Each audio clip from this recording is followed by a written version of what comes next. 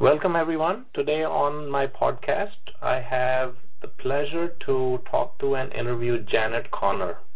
Janet Conner, as you'll see on the website where this podcast is being shared, is the author of Writing Down Your Soul. It's a book that I've thoroughly enjoyed. I've read it at least 1.5 times. Yeah, because I didn't quite read it the second time, but I wanted to go and capture everything that was important to me and which I thought would be important for everyone else that I share it with. So Janet Conner, if you go to her website, you'll learn more about her. She didn't really start off as a writer of this sort, as someone who would share this deep writing down your soul technique. She started in the field of special education after her degrees from Marquette and Northwestern. Her MA, for example, was in education of the deaf. And later on, she created the first video journalist recruitment program at CNN. And soon after that, she was in Florida with her husband running a division for an international search firm. Now, a lot of that suddenly changed very, very dramatically for her in 1997. In the midst of her lucrative consulting career, as her website reports, she and her son had a really tough time in her marriage. They were both threatened by her ex-husband, now deceased, and so much so that she didn't quite know what to do. And she would contact the police as needed, etc. Now, really where the story begins for this conversation and for her book is when she grew so desperate that she asked for help. And, the help did come. And Janet, my first question is around how you mention it in the book, which is you didn't call the voice, as you say, called you. How did that happen? Well, you could say it was a divine accident or a divine appointment or good luck.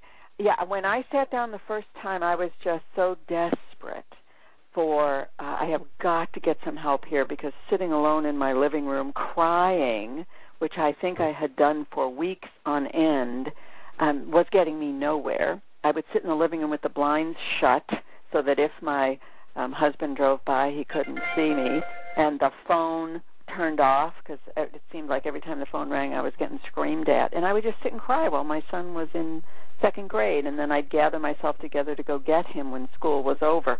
This wasn't working very well.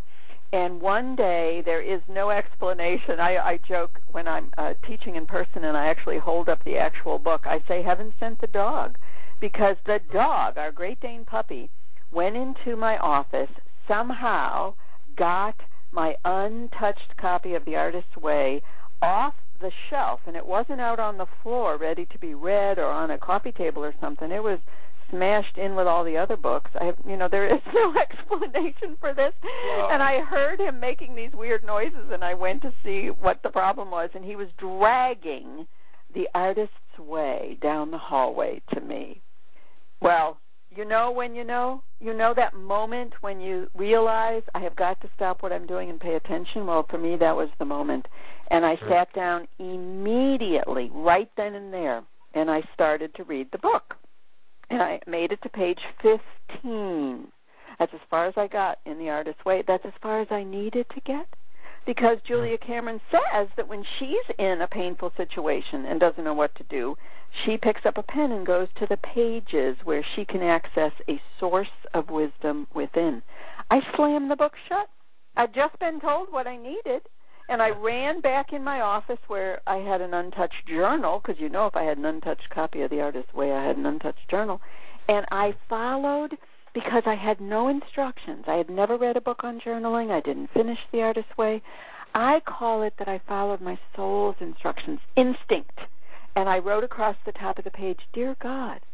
And I started a conversation with God. Now, I wasn't thinking about, who is God? None of that.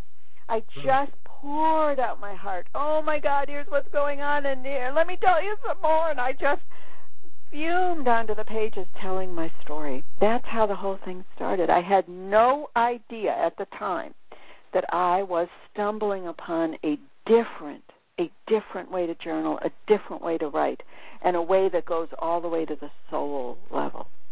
I just did it.